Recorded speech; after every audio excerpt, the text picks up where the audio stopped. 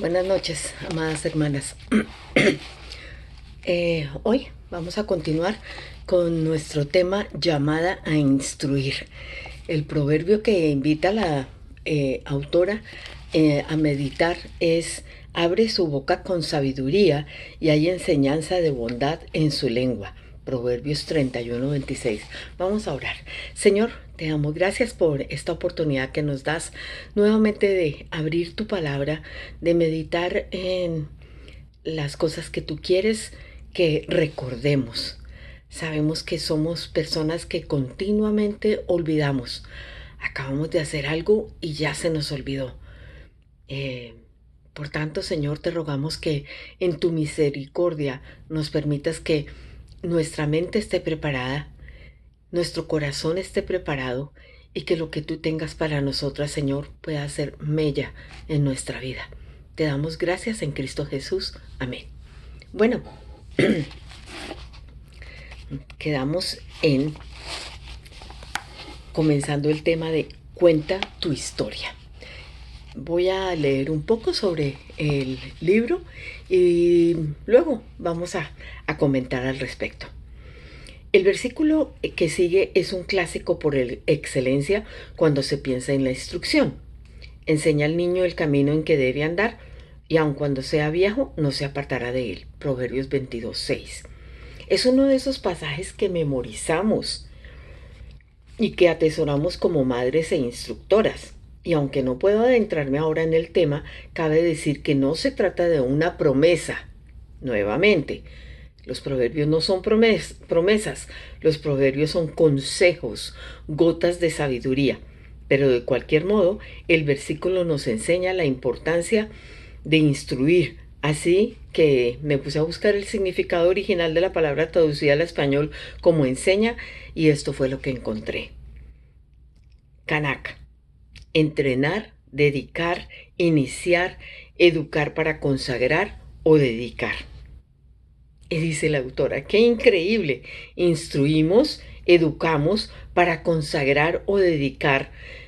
Si ponemos eso en el contexto de nuestro rol de instructoras, estamos instruyendo a nuestros hijos, nietos, sobrinos y demás para consagrarlos a vivir para Dios, a vivir como Dios enseña, para entrenarlos en sus caminos.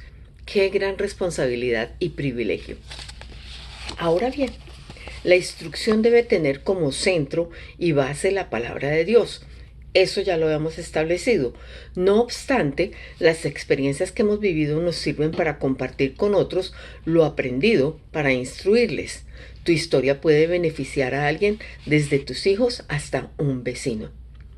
Yo solía pensar, dice Wendy Bello, que la historia de mi vida en realidad no tenía un mensaje lo suficientemente extraordinario como para que pudiera tener impacto en alguien.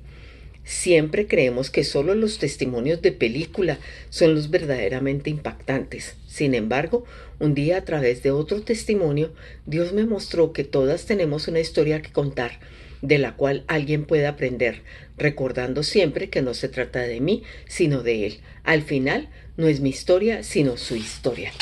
Entonces, nos habla la autora del ejemplo del endemoniado de Gadara. Y él se despidió de Jesús con esta frase, o Jesús se despidió de él con esta frase: vuelve a tu casa y cuenta cuán grandes cosas Dios ha hecho por ti. Jesús había obrado un milagro en la vida de aquel hombre, y ahora él quería hacer lo que muchas de nosotras también queremos: engordar con Jesús. Él quería seguir allí, a sus pies, llenándose, acompañándole como parte del grupo. Pero Jesús le dio una orden: regresa, cuenta lo que Dios ha hecho por ti.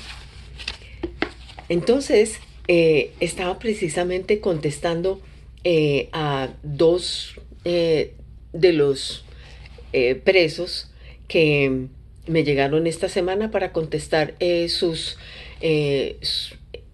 hay un pequeño librito de Emaús, y entonces vienen unas preguntas, ellos van contestando y dependiendo de las respuestas uno amplía o simplemente corrige si están equivocados. Entonces uno de los señores Este es un librito muy corto y solamente tiene una pregunta, pero el Señor añadió una información. Él dijo que le había gustado mucho este estudio bíblico y que él estaba pidiéndole a Dios que él pudiera dejar las drogas y que le pedía a Dios que su esposa lo perdonara. Entonces, bueno, le escribí lo que normalmente escribo respecto a la salvación, etcétera. Y ya que él me comentó eso, entonces me dio la oportunidad para que yo le comentara algo de mi vida. Entonces le dije, eh, no es casualidad que yo esté contestando esta carta, pero eh, conozco a mi hijo, que él fue sanado de las drogas por Jesucristo y ya él lleva años en que él no consume ningún tipo de alcohol ni de drogas. Entonces continúa creciendo en el Señor y seguro que Él es el que te va a hacer salir de allí. No es por esfuerzo propio, se lo dije. Porque precisamente la autora nos ha estado diciendo que no es lo que uno, como que uno quiera cambiar a la persona, o en este caso el cambiarse a sí mismo, sino simplemente que es la obra del Espíritu Santo. Y eso fue lo que le compartí a este señor. Ruego al Señor que de alguna manera le sirva como una voz de ánimo en que él puede confiar en Jesús y que él es el que transforma. Entonces, sin lugar a dudas que uno puede compartir, así sea un poquitico de la vida de uno. Dice la autora, no es necesario ser pastor, ni evangelista, ni famoso para contar lo que Dios ha hecho por nosotros. La gente de aquel lugar conocía el pasado de este hombre y ahora habían sido testigos del cambio. No obstante, él tenía que contarlo. Y permítame hacer un paréntesis. Con nuestra historia tenemos dos opciones. Podemos vivir avergonzadas de ella, esconderla y seguir esclavas de ese pasado, o podemos poner nuestra historia en las manos de Dios y pedirle que nos dé oportunidades de contarla a otros para que puedan conocer lo que Él puede hacer con una vida común y corriente. Cuando contamos nuestra historia, estamos aprovechando la oportunidad para darle gloria a Dios y al mismo tiempo instruir a otras. Las experiencias que hemos vivido en el pasado pueden traer bendición a la vida de alguien que pudiera identificarse con ellas o mirar más claramente su situación. En cuanto al hombre gadareno, esto fue lo que hizo con la suya, y él se fue y empezó a proclamar en Decápolis cuán grandes cosas Jesús había hecho por él, y todos se quedaban maravillados, de acuerdo con Marcos 5:20. La historia que tú y yo hemos vivido no es para que pase inadvertida.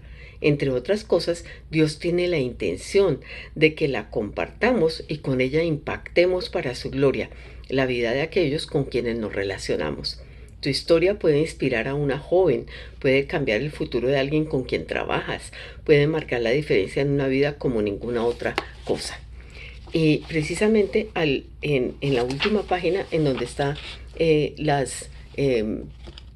algo para profundizar, ella dice, ¿alguna vez has contado tu historia a alguien?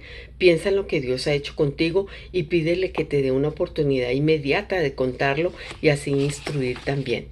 Entonces, ese es un reto maravilloso porque normalmente nos quedamos calladas y hay veces simplemente el contar algo pequeño de nuestra historia es algo significativo para otra persona.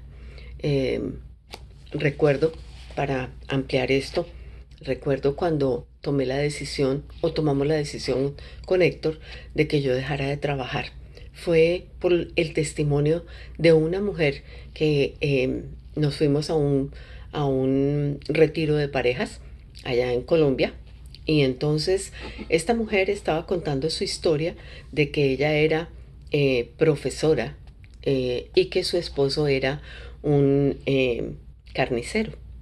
Entonces ella decía que eh, desafortunadamente ella se sentía más que su esposo porque pues ella era instruida e instruía a otras personas y, y sentía como vergüenza de su esposo, estaban mal en su matrimonio, pero esta pareja llegó a los pies de Cristo y esta mujer decidió dejar de trabajar, siendo la que tenía mejor sueldo.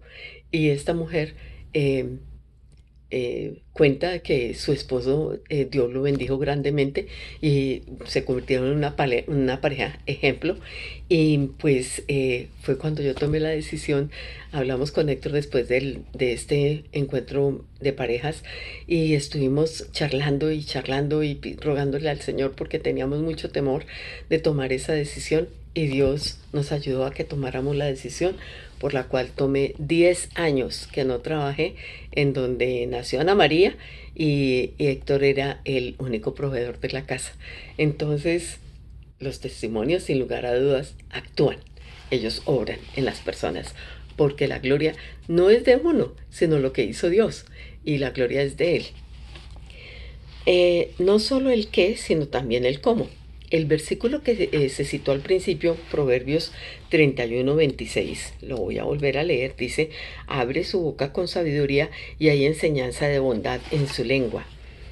Nos indica que a la hora de enseñar o instruir no solo importa lo que enseñamos, sino también cómo lo hacemos. Veamos de nuevo. Abre su boca con sabiduría y hay enseñanza de bondad en su lengua. Según este proverbio, la mujer sabia instruye con bondad. Otras versiones lo traducen como amor, pero ninguna de las dos es fácil siempre. Sé perfectamente lo que se siente cuando enseñamos algo a nuestros hijos y luego hacen justo lo contrario. Sé la frustración de no lograr que aprendan de la experiencia que les contamos o que vivieron y repiten el error. Pero también sé que las palabras duras, las críticas destructivas y las correcciones hechas con ira no consiguen nada bueno. He vivido la experiencia en ambas partes y te aseguro que esa instrucción realmente no consigue mucho.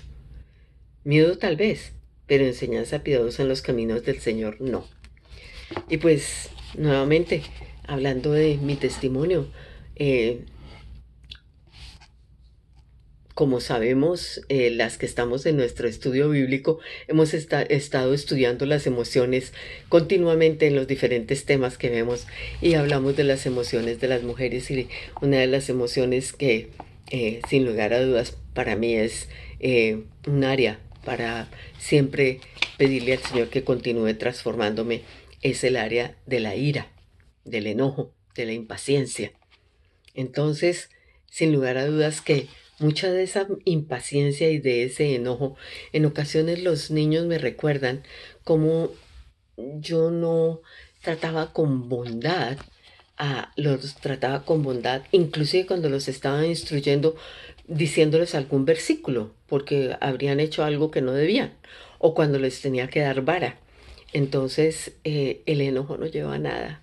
El enojo destruye dentro del corazón de ellos y hay resentimiento. El resentimiento dura por años. Ellos aún se acuerdan y mis hijos ya son todos adultos.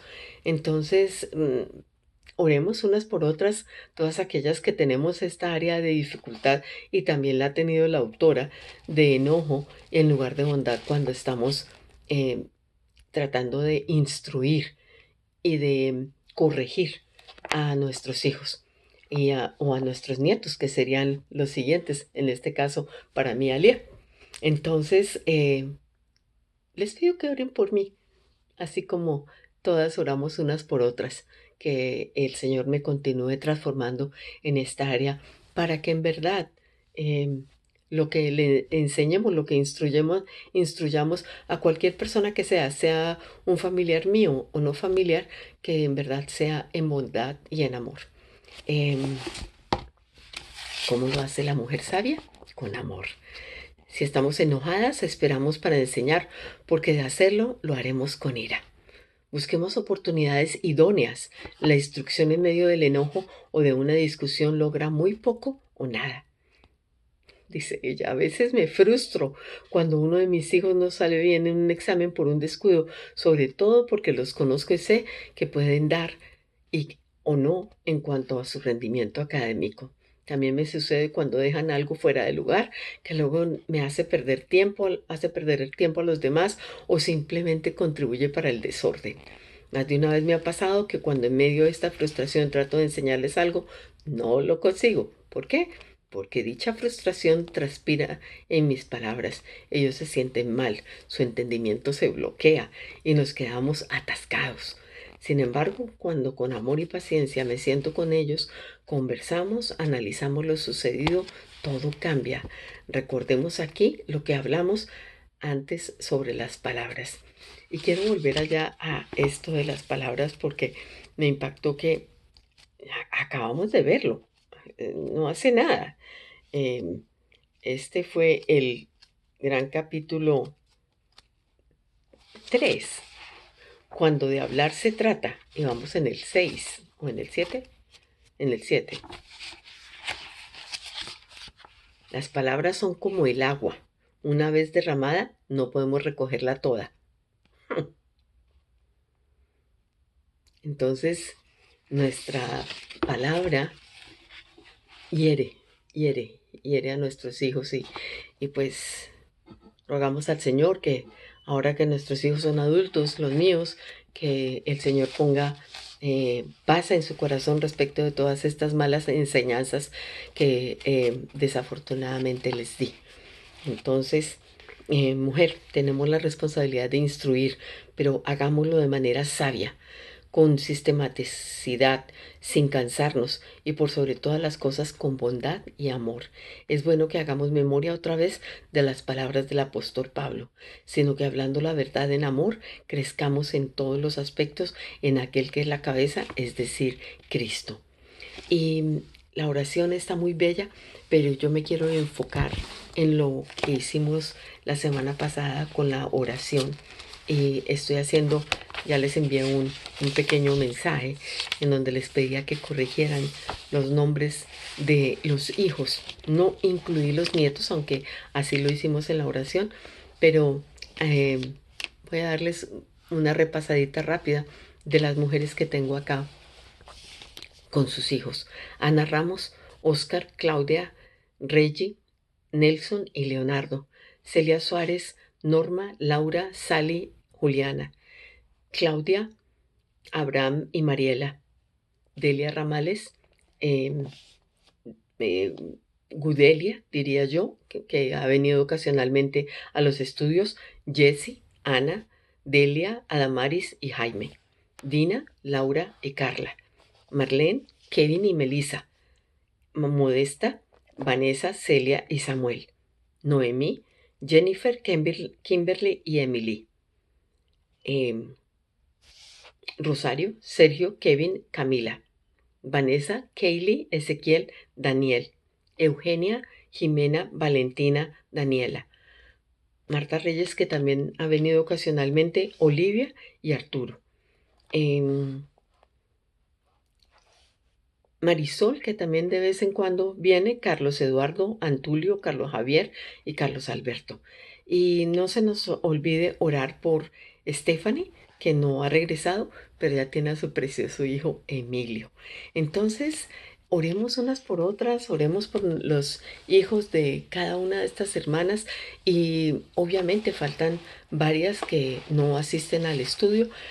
Por lo pronto vamos a recoger todos esos nombres y vamos a hacer una gran cadena de oración, permanentemente estar orando por estas mujeres con sus hijos y con los hijos de sus hijos. Aunque no tengamos los nombres completos, podemos orar por ellas. Entonces, te animo a que le pidas al Señor que te ayude en la instrucción, es ser una buena instructora, sabia, prudente, bondadosa y con amor.